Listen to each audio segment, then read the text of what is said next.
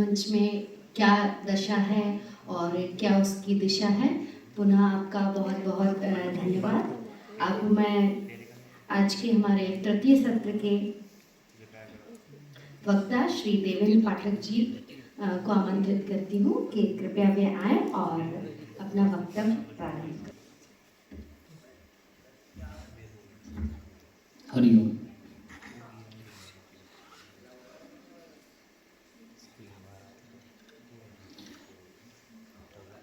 आचार्य भरत मुनि महोत्सव के इस द्वितीय सत्र में सत्राध्यक्ष के रूप में विराजमान हमारे अग्रज मार्गदर्शक डॉक्टर विकास दवे जी भाई साहब श्री चरणों में प्रणाम करता हूँ। हमारे अग्रज, अब मैं तो दादा ही कहूँगा क्योंकि हमारे यहाँ परंपरा है रंगमंच की कि हम दादा कहकर ही संबोधित करते हैं। तो दादा के श्री चरणों में प्रणाम। सर्वप्रथम मैं मातृशक्ति के श्री चरणों में प्रणाम करता हूँ। जितनी भी मातृशक्ति यहाँ पर बैठी है और जितने सुधी श्रोता बंधु बैठे हैं, मेरे मित्रगण बैठे हैं, मुझसे बड़े बैठे हैं, मेरी एक यात्रा है कि मैं कुछ नहीं हूँ, ठीक। मैं भाव रहित से होकर मैं अपनी यात्रा पर हूँ। वो जागृति का भाव जब आ जाएगा, मैं से रहित जब हम बात करेंगे, मुझे चूंकि सब्जेक्ट दिया है कि भरत मुनि के नाट्य शास्त्र का स्थापत्य एक व्यापक एक बड़ा विषय है। नाट्य शास्त्र कैसे आता है? ये दो धाराएं हैं जैसे दादा ने कहा, है ना। तो मैं बताना चाहूंगा कि दो धाराएं हैं, लोक धर्मी और नाट्य धर्मी, दो परंपराएं हैं भाई। एक लोक से विकसित होकर रंगमंच और दूसरा शास्त्र से विकसित होकर। लोक पहले आएगा, शास्त्र इसको कहा नहीं जा सकता क्योंकि जो लोक में घटित होगा उससे शास्त्र प्रमाणित होगा और शास्त्र ही लोक को बनाता है और लोक ही शास्त्र को बनाता है। इसलिए लोक धर्मी नाट्य धर्मी, धर्मी की विविधा स्मृता, ऐसा नाट्य शास्त्र में भरत मुनि कहते हैं। चतुर्दश अध्याय में धर्मियों का विवेचन वो करते हैं, उसको देखना है। और प्रथम अध्याय में कहते जग्राह पाठ्यम ऋग्वेदा सामभ्यो गीतिमेव च यजुर्वेदात् अभिनयं रसायन अथर्वणादपि। जग्राह यानी लिया गया, क्या के ऋग्वेदा पाठ्य हमारी वैदिक परंपरा है, सनातनियों की। सार्ववर्णिक वेद की बात करते हैं, पंचवेद की बात करते हैं नाट्यशास्त्र में भरत। तो वेदों के उत्स को जाने बिना हम नाट्यशास्त्र को नहीं जान सकते। नाट्यशास्त्र के निकट जाना है तो पहले वेदों को देखना होगा, वैदिक परंपरा को देखना होगा। क्या चैंटिंग है उसकी, क्या वॉइस ऑफ मॉड्यूलिटी है उसकी। रंगमंच पर जिस मॉड्यूलिटी के सिद्धांत की हम बात करते हैं, उस वैदिक चैंटिंग की आप बात पहले देखिए। उसके क्या स्वर हैं, क्या बलाघात है उसका, कितना आपको उतार चढ़ाव में कैसा कहना पड़ेगा, ये सिद्धांत है भरत का। मेरे सामने विडंबना रही जब मैं नाट्यशास्त्र पर काम करने लगा। लोगों ने पूछा कि भाई ये तो केवल संस्कृत भाषियों के लिए। मैंने कहा नहीं भाई, पहले आप उसको पढ़िए। जिस दृष्टिकोण से नाट्यशास्त्र को, जिस चश्मे से आप देखेंगे, उससे एक नया नया नया नया नया और एकदम नया बिंदु खड़ा होने लगेगा। आप देखते जाइए जिस दृष्टिकोण से आपको क्या बनना है, वो सब कुछ नाट्यशास्त्र में। पहले द्वादश सहस्त्री था, फिर षड सहस्त्री हुआ, 36 अध्यायों में वर्णित है। परिशिष्ट के रूप में 37वां अध्याय वो नाट्यशास्त्र का जोड़ते हैं। जब 1894 के बाद संस्करण हमारे पास भरत मुनि का अभिनव गुप्त की, अभिनव भारती टीका हमारे पास आती है। ये बड़ी समस्या रही हमारे बीच में। वो कह रहा है कि नवेदा व्यवहार में संस्राव्य शूद्र जातिषु तस्मात् सृजा परम वेदम पंचमम सार्ववर्णिकम।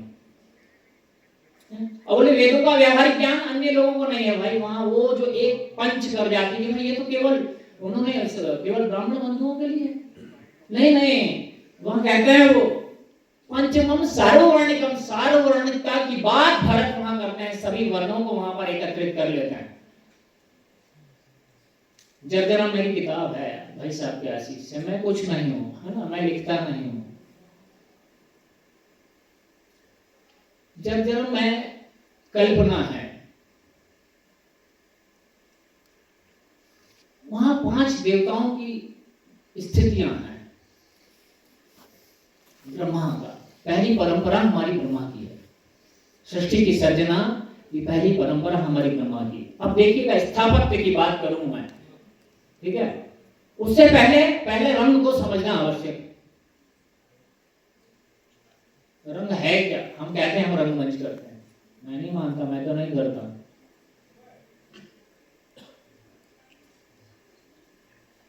कि रसा भावा ह्यभिनया धर्मी वृत्ति प्रवक्तयाः सिद्धिस्वरास्तथा तोद्यम गानं रंगस्य संग्रह। एकादश रंग संग्रहाणि वर्तन्ते। 11 एलिमेंट्स ऑफ थिएटर की बात केवल और केवल भरत ने की है। ऐसा कोई सा शास्त्र यदि भारत भूमि पर है तो वो भरत की कल्पना का है।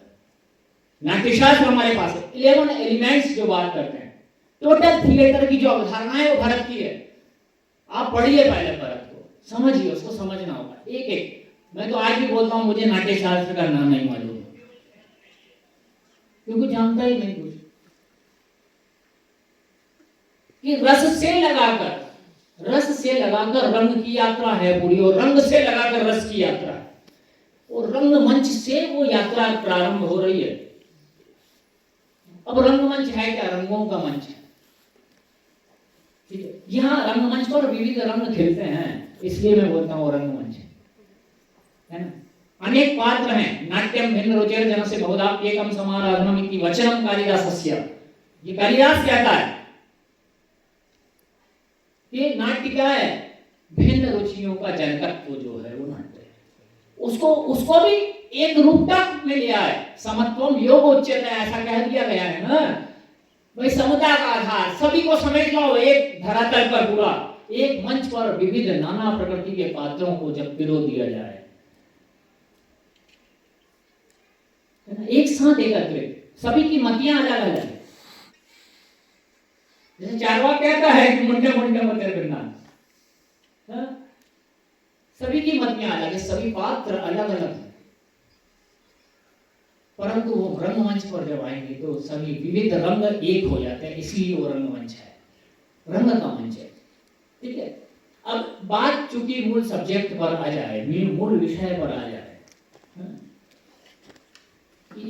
नाट्य योगस्य नाट्य मंडप एवं ही द्वितीय अध्याय में जब हम बात करते हैं तो नाट्य शिल्प के, नाट्य स्थापत्य की बात भरत करते हैं। बहुत गहराई से चिंतन भरत ने किया, आवश्यक है। पूरे 9 पार्ट बना देते हैं। जब वो कक्षा विभाग की बात करते हैं तो एकादश अध्याय को आप उठाकर देखिएगा कैसे रंगमंच के वो 9 पार्ट कर देते हैं, 9 विभाग कर देते हैं, है ना। पाश्चात्यों ने भी बताया कि 9 विभाग होते हैं, भाई मिडिल अपर होता है, वो भरत स्पष्ट करता है। अब 3 प्रकार के रंगमंच की बात भरत ने की है। कहते हैं विकृष्टस्य चतुरस्र त्रयस्रश्चैव तु मंडपः तेषां त्रीणि प्रमाणानि ज्येष्ठं मध्यम तथा वरम। 3 प्रमाण है, विकृष्ट, चतुरस्र, त्रयस्र। विकृष्ट क्या है? आयताकार, आयत के आकार का जो रंगमंच है वो विकृष्ट है, ठीक है। इसके बाद चतुरस्र, जिसकी चारों भुजाएं बराबर होगी वो चतुरस्र रंगमंच है, और तीनों भुजाएं बराबर जिसकी हो त्रयस्र है। अब इसमें भी तीनों के 3 प्रमाण हैं, ज्येष्ठ, मध्यम और अवर, है ना। अवर विकृष्ट होगा तो विकृष्ट ज्येष्ठ होगा, विकृष्ट मध्यम होगा, विकृष्ट अवर होगा। इसके बाद चतुरस्र होगा तो चतुरस्र के भी 3 प्रमाण, विकृष्ट, मध्य, ज्येष्ठ, मध्यम और अवर के अनुसार करते हैं। और उसी प्रकार से त्रिभुजाकार का जो त्रयस्र है उसका भी 3 प्रकार से वो करते हैं। ऐसे 9 प्रकार के रंगमंच वो स्थापित करते हैं। अब इसमें भी आएंगे प्रमाणम। प्रमाण क्या है इस रंगमंच का? तो वो कहते हैं कि प्रमाणम एषाम हि निर्दिष्टम हस्तदंडश्रमाश्रयम् शतम चाष्टौ चतुष्षष्टिर हस्तः द्वात्रिंश एव हि, है? हस्त और दंड के आधार पर वो विभागों की रचना करते हैं, उसका प्रमाण निर्धारित करते हैं, है ना। अब वो हस्त दंड आया कैसे, अब ये देखें हम, हमारी ये परंपरा है, बड़ा दर्शन है, बहुत गहन चिंतन है, दर्शन है। जैसे अभिनेता का अपना दर्शन है, अभिनेता रंगमंच पर कैसे दर्शन को उपस्थापित करेगा, वो देखें। हमारी परंपरा है दर्शन की, हम सूक्ष्म से, अणु से लगाकर, है ना, सूक्ष्म से स्थूल के प्रति बढ़ते हैं। ये हमारी सर्जना है, ये सनातन की सर्जना की प्रक्रिया है कि हम सूक्ष्म से हमारी बात आरंभ होती है। रंगमंच भी वही है, सूत्रधार आता है, एक बीजारोपण करता है, 5 प्रकृतियों का बोलता है, वो पंच प्रकृति है, पंच कार्यावस्थाएं, बीज विद्यु पताका प्रकृति कार्य लक्षण, ये 5 आरंभ प्रथम या प्राप्त्यासा नियताप्ति फलागम, ये 5 कार्य। तो सर्जना कैसे कर रहा है देखिएगा। अब वहां बोलता है कि हस्तदंड तक पहुंचने की यात्रा वो कैसे है, उसका माप की इकाई, क्योंकि भरत के समय में कोई मापक इकाई नहीं थी। अब मापेंगे तो कैसे, कोई इंच टेप तो था नहीं उस समय। तो कहता है वहां पर कि अणु रजश्च वालश्च, पहले अणु, फिर रज, फिर बाल, लिच्छा युगा यवस्तथा, फिर लिच्छा, फिर युगा और फिर यव, अंगुलम च तथा हस्तो दंडश्चैव प्रकीर्तिता, है ना। अब अणु क्या है, अब बोलता है कि कैसे अणु, अणु क्या है, तो 8 अणु का, छोटे छोटे सूक्ष्म जो अणु की हम बात करते हैं, है ना, जो वैज्ञानिक करते हैं, और वहां वो बड़ी वैज्ञानिकता को लाकर धरातल पर रखते हैं भरत, है ना। ह्यूमन बॉडी को इस्तेमाल कर रहा है, देखिए उस परिमाण को, उस प्रयोग को नापने के लिए अणु। अब बोलता कि 8 अणु बराबर 1 रज, 8 अणुओं का 1 रज, और 8 रज का 1 बाल, हाँ, और 8 बाल का 1 लीख, ये बाल और इसके अंदर की लीख, ठीक है, इसको लिच्छा कहा गया संस्कृत में। और 1 लीख का, हाँ, इसमें देखिए 8 लीखों का 1 जूं, जब 8 लीख आपकी निकल कर रख दोगे सामने, तो वो एक जुआ जो होता है ना, जूं सर में रेंगता है, हाँ, वो पैदा होता है, ठीक है, और उसको प्रमाण बना रहे हैं, नापने की इकाई बना रहे हैं, हाँ? और फिर 12 उंगलियों की, 12 उंगलियों का 1 बित्ता, 4, 4, 8 और 4, 12। जब आप एक बित्ती को नापेंगे तो 4, देखिएगा प्रमाण है, मैं हाथ यहीं से बता रहा हूं, 4, 4, 8, 4, 12, आपके बित्ते को भी नाप कर देख लीजिए, ठीक है। और 2 वितस्ती, 2 बित्ताओं को जब हम नापेंगे ना, तो 1 हाथ हो जाएगा। क्या हो जाएगा? 1 हाथ। 1 हाथ है मेजरमेंट जिसको कहा गया अंग्रेजी में, ठीक है। देखिए ये 2 बित्ता, 1 बित्ता, 2 बित्ता, पूरा। प्रत्येक के हाथ की मापक इकाई वही होगी आपकी शरीर की बनावट के हिसाब से। अब ये हो गया क्या? 1 हस्त हो गया, ठीक है। अब 1 हस्त में कितनी हो गई यहाँ पर? 12 और 12 24 अंगुलियां यहाँ पर हो जाती हैं। 1 हस्त, तो हस्त दंड समाश्रयम्, हस्त और दंड के आधार पर वो मापक बनाते हैं कि भाई अब उसमें भी 3 प्रकार के जो रंगमंच बनाए गए हैं, उसमें भी बोलता है वो कि 108 हाथ, 64 हाथ और 32 हाथ, ये 3 प्रमाण देती है कि पहला 108 हाथ का रंगमंच होगा, दूसरा 64 हाथ का होगा, तीसरा 32 का होगा, हाँ? अब उसमें देखिए जो ज्येष्ठ है 108 हाथ का है वो देवताओं के लिए है, उसमें देवता प्रयोग करेंगे। 64 हाथ का बोले क्या है कि ये राजाओं के लिए है ना, ये राजा इसमें प्रयोग करेंगे जब नाट्य का प्रयोग, क्योंकि हम नाटक करते नहीं, हम नाटक खेलते हैं, नाटक खेलने की प्रक्रिया है ना। मैं कहीं भी जाता हूँ पूछता हूँ कि भाई आप क्या करने जा रहे हैं, तो बोले नाटक करने। नो, नाटक खेलने का काम है। तो 64 हाथ का जो रंगमंच है यहाँ सर्वश्रेष्ठ बताया गया है। हमारे यहाँ एक बड़ी समस्या है कि हम अभी प्रोसेनियम में संस्कृत रंगमंच कर रहे हैं। हमारे पास भारत भूमि पर हमारा अपना रंगमंच है ही नहीं। और बात कर रहे हैं हम कि भाई हमारे पास भरत मुनि है, ठीक है, भरत मुनि तब सिद्ध होंगे जब हमारा अपना रंगमंच होगा। ये समस्या है हमारे पास। विकृष्ट मध्यम जो है, विकृष्ट मध्यम सर्वश्रेष्ठ रंगमंच माना गया, ठीक है। आप जोगी महाराज की गुफाओं में जाएंगे, वहां अवशेष भग्न अवशेष हमारे भारतीय परंपरा के रंगमंच के मिलते हैं। यात्राएं करिए, यात्राओं से बहुत मिलेगा। शिलाओं पर पूरे रंगमंच बना हुआ है। तो भारतीय अवशेष परंपरा का एक रंगमंच हमारे पास, वो भी पूर्ण नहीं। हम प्रोसेनियम में खेले जा रहे हैं। तो निवेदन है कि एक भरत मुनि के द्वारा सम्मत रंगमंच यहाँ हमारे पास होना चाहिए। वो भी कौन सा? विकृष्ट मध्यम, ठीक है, 64 हाथ वाला। और जितने भी ये वास्तुकार लोग बैठे हुए हैं, जो भी विज्ञान उनको विशेषज्ञ हैं, उनको एक कदम उठाना चाहिए कि हम उसका नमूना डिजाइन कर। चित्र हैं, अभिनव गुप्त ने भी उसके चित्र प्रकाशित, उनकी किताबों के, उनके मतों के अनुसार जो अभिनव भारतीय टीका हमारे पास नाट्य की एकमात्र नाट्यशास्त्र की टीका उपलब्ध है, जो मूल है। और अभिनव गुप्त भी मूल नाट्यशास्त्र पर अपने दर्शन को प्रकट कर रहे हैं, ठीक है। अब वो कहता है, देखिए उसमें बड़ी अच्छी बात की, देवानाम तो भवेत ज्येष्ठम, देवताओं के लिए ज्येष्ठ, और नृपाणाम मध्यमम भवेत, और राजाओं के लिए मध्यम रंगमंच। शेषाणाम प्रकृतिनाम तो कनीयः संविधीयते, शेष प्रकृतियों के लिए, जो अन्य लोग हैं उनके लिए कनीयः यानी छोटा रंगमंच है, उसका उपयोग आप करेंगे, ठीक है। अब ये सब, ये पूरी उसकी वो कल्पना है, डिजाइन है भरत की। अब रंगमंच क्यों कर रहा है?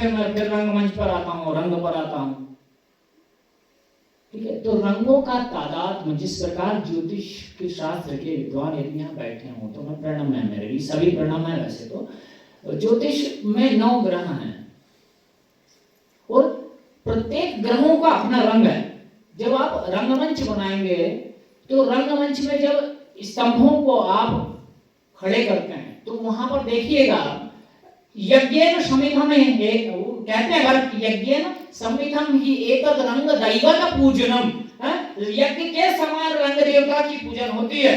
तो यज्ञों की जो यज्ञशालाएं जो हुआ करती थी हमारी, और आज भी जो याज्ञिक हैं वो यज्ञशालाओं को बनाते हैं, तो उसमें आप देखिएगा कि सबसे मध्य में स्थान वहां पर वो देते हैं ब्रह्मा पर, ब्रह्मपीठ होती है वहां पर, है ना। यज्ञशालाएं जो होती हैं उसकी भी माप जो है 108, 64 और 32 हाथ की होती है, जैसा नाट्यशास्त्र में भरत नाट्यशालाओं की मापों को कहते हैं।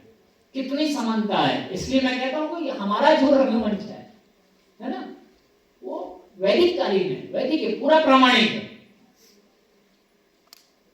108, 64 और 32 का, है ना। वही यज्ञशाला है और वही रंगमंच की शाला है। अब उसमें भी वो 64 हाथ का जब बनाते हैं तो 16x32 का दादा, 16x32 का वो नेपथ्य तैयार करते हैं पीछे। और विकृष्ट की मैं बात कर रहा हूं तो 16x32, 16x32। इसके बाद नेपथ्य के बाद है रंग शीर्ष और फिर है रंगपीठ। तो 32x8 की रंग शीर्ष है और 32x8 की रंगपीठ है, ये इसका मेजरमेंट है।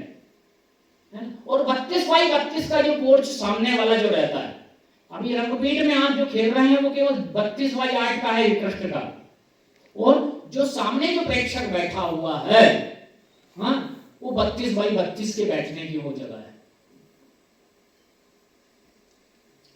अब विकृष्ट ही क्यों, इसके पीछे भी बता दें। विकृष्ट मध्यम को उपयुक्त क्यों माना गया कि जब आप वॉइस ऑफ मॉड्यूलेशन जो करेंगे, आप जो संवाद बोलेंगे, तो उसका तादात्म्य, इसलिए कहा गया तादात्म्य नाट्यम। नाट्य क्या है? तादात्म्य को स्थापित करने के लिए, है ना। वो वहां पर सहृदयता की बात भरत करते हैं। क्या लेखक भी होगा वो सहृदय है, अभिनेता होगा वह भी सहृदय है। बिना सहृदयता के आप भरत को समझ ही नहीं पाएंगे। भरत की क्या कह रहा हूं मैं, कोई से काव्य को नहीं समझ पाएंगे। काव्य की सर्जना ही जब होगी जब आप सहृदयता के बीच को बीजारोपण कर पाएंगे। तो इसलिए कहते हैं, देखिए दादा ने बहुत अच्छी बात की, हम भाव कहने की हमारी परंपरा है ना। भाव कहे जाते हैं, भाव करे नहीं जाते हैं। ठीक है, यह हम भूल में है कि हम भाव करते हैं ना, हम भाव कहते हैं। वो शरीर से कहें या अंग संचालन से कहें या वॉइस ऑफ मॉड्यूलेशन से कहें, वाचिक से कहें, ये तो प्रधान है हमारे, है ना। ऋग्वेद की परंपरा है तो जगदाह पाठ्यम ऋग्वेदा तो बोलते हैं। तो ऋग्वेद में जितने भी सूक्त है वो संवादात्मक हैं, है ना। हमारा टेक्स्ट क्या है, नाट्यकाय जो टेक्स्ट होता है वो संवादात्मक है। संवाद सूक्त तो आपसी बातचीत है, एक विचार है ना। अब रंगमंच संस्कृत से, लोक से कैसे वो रंगमंच विकसित हो रहा है और शास्त्र से कैसे विकसित हो रहा है। तो हमारी जो चौपालों की है, लोक में जो चौपालें कही जाती है, संवाद की सबसे बड़ी संवादशाला हमारे गांव की चौपाल है। तो वहां से रंगमंच विकसित होता है लोक का, ठीक है। और हमारे जो परंपराएं जो विकसित होती है, शास्त्रों की आपसी बातचीत है, तो बातचीत के मध्य वहां से शास्त्र निकलता है। तो हमारे ऋषि मुनि जो थे तो ऋषयः साक्षात मंत्र दृष्टारा थे, उन्होंने साक्षात मंत्रों का वो दृष्टा थे, देखा थे, क्योंकि वो भाव में भावित रहे थे। क्या, जब आप भाव की यात्रा जब करेंगे तब आपको यह रंगमंच समझ में आएगा। यात्रा तो सत्व की है ही, अंत में अभिनव गुप्त नाट्य अष्टावर शास्त्र कहा गया कि नाट्य में 8 रस हैं, है ना। अरे नवमो शांत रसा, 9वां रस जो है वो शांत है, ठीक है। जितने भी रस हैं, मैं आपको पुनः बोल रहा हूं कि जितने भी रस हैं वो एक दूसरे अवांतर में जाकर अंत में शांत में विलीन हो जाते हैं। कितना बड़ा एक्टर होगा मंच का, वो अंत में उसको उस रस को स्थिर करना पड़ेगा। वो चरम पर जब चले जाता है तुरंत कट कर बाहर आना पड़ेगा, तब वो उसकी सिद्धि है। आप पूरे 11 एलिमेंट्स को पढ़िए, एकादश रंग तत्वानी ये संति, एक बार पठन अवश्य, हाँ एक बार अवश्य ही उसको पढ़ना है, उसको समझना है, पढ़ना नहीं है ना। हम केवल उसको जीना है। जैसे अभिनेता आपने एक जो हम एक लाइन कहते हैं ना, उसको जीता है। ठीक, ज्यादा कुछ नहीं कहूंगा मैं, आप सब प्रणाम है मेरे लिए, और मुझे एक बड़ा अवसर आप लोगों ने दिया, इसके लिए जीवन भर मैं आपका कृतज्ञ हूँ। और मैं कुछ नहीं हूं, ना होने चाहता हूँ, छोटा सा व्यक्ति हूँ और आपके बीच में हमेशा रहना चाहता हूँ। एक परंपरा के साथ जीवित रहना चाहता हूँ, उस भरत के साथ जीवित रहना चाहता हूँ जिसकी परिकल्पना हमारी सनातन की है, हमारी अपनी है। उसको समझना है, बस यही पीड़ा, इस युवा पीढ़ी को समझना होगा।